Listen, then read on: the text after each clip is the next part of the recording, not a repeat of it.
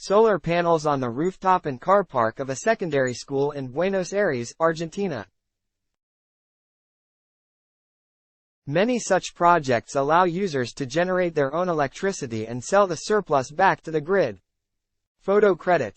Energy. By Javier Lukovic. Distributed generation and local actors are boosting renewables, democratizing energy and reducing bills. A small town generating its own power, a city school equipping its rooftop with solar panels, and a company building solar water heaters that help to cut energy bills. Small-scale initiatives across Argentina are showing the active role people can play in building a renewable energy-powered future. Currently, 84% of the energy consumed in Argentina is generated using natural gas and oil, fossil fuels whose production and use drive global warming, and which can bring other harmful impacts on ecosystems, societies and their health.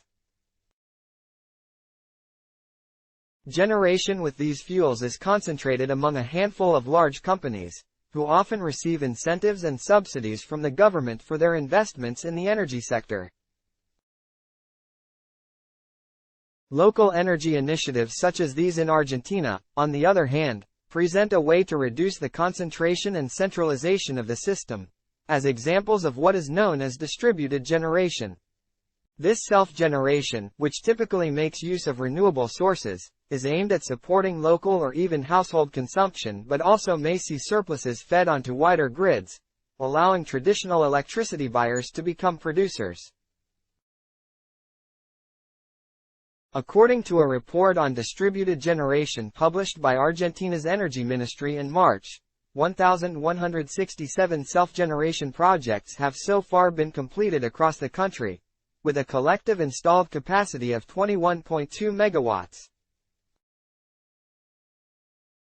They are connected to the wider network with bidirectional meters that track electricity entering and leaving the grid. Pablo Bertinat, director of the Energy and Sustainability Observatory at the National Technological University, told Diálogo Chino that energy decentralization projects can have virtuous effects.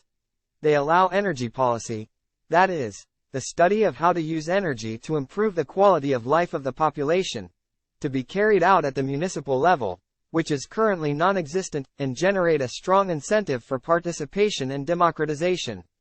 Distributed generation can also reduce the need for large investments, for example, in electricity transmission lines, as it focuses on local production for local consumption.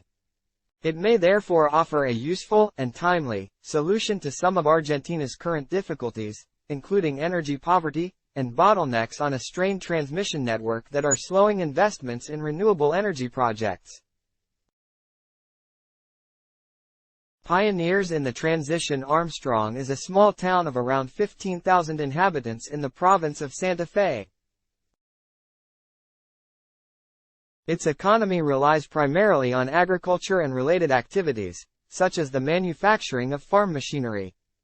Electricity service in the town is provided by the Armstrong Cooperative for the Provision of Public Works, Services and Credit, which counts 5,000 members and oversees some 6,500 electricity meters.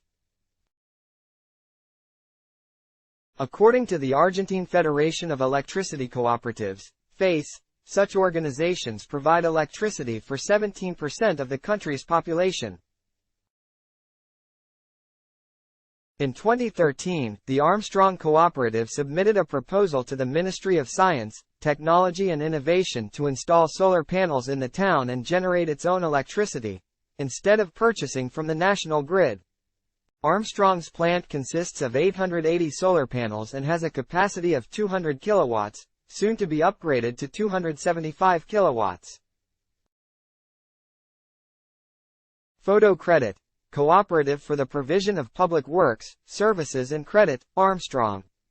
The project was accepted in 2015 and a public-private consortium was formed between the cooperative, the National Institute of Industrial Technology, INTI, and the National Technological University, which received a subsidy from the government. It would become the first solar photovoltaic plant in the province of Santa Fe, and make the Armstrong Cooperative the first in Argentina to use this technology. Our cooperative was founded in 1958 and was the first in the country to have rural electrification, Gustavo Arrasca, the cooperative's technical lead, told me. Just as we did back then, we are also looking to be pioneers with this project. From the beginning, the solar project was designed in conjunction with the community.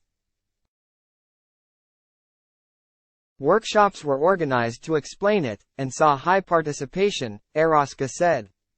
There were questions, such as whether the solar equipment was hail-resistant, what the installed capacity would be, the costs and the estimated lifetime, he added. A 200 kilowatt, kW, 880 panel photovoltaic power plant was installed, while 50 separate units of 6 solar panels each were fitted on the roofs of volunteer collective members. The equipment was purchased from the German firm SMA, Amerisolar in the USA, and LV Energy, based in the province of San Luis, with some of the panels produced in China. The cooperative estimates that by the end of 2022 its solar panels had saved around $30,000 in power purchases in the years since the project started. The income from their sales to the grid has also financed an expansion of the plant to 275 kilowatts, with the additional capacity to enter service later this year. Beyond energy, the solar initiative also seems to have brought other benefits for the cooperative and the people of Armstrong. This project also allowed the environmental issue to gain momentum in the city, Arrasca said. People come to the cooperative to ask questions and we leave the door open for those who want to see the plant. However, an increase in the presence of renewable energy and distributed generation must be accompanied, according to Farn, by a range of complementary initiatives such as sectoral programs to modernize the economy, measures to increase energy efficiency and awareness campaigns. For Pablo Bertinat, the generation of electricity using solar, whether through cooperatives or individual rooftop systems, can become an increasingly important addition to the national electricity supply. But their impact, he added, may go beyond simple power.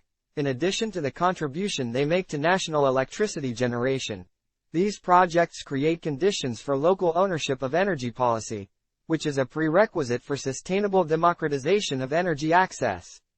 First published in Dialogo Chino.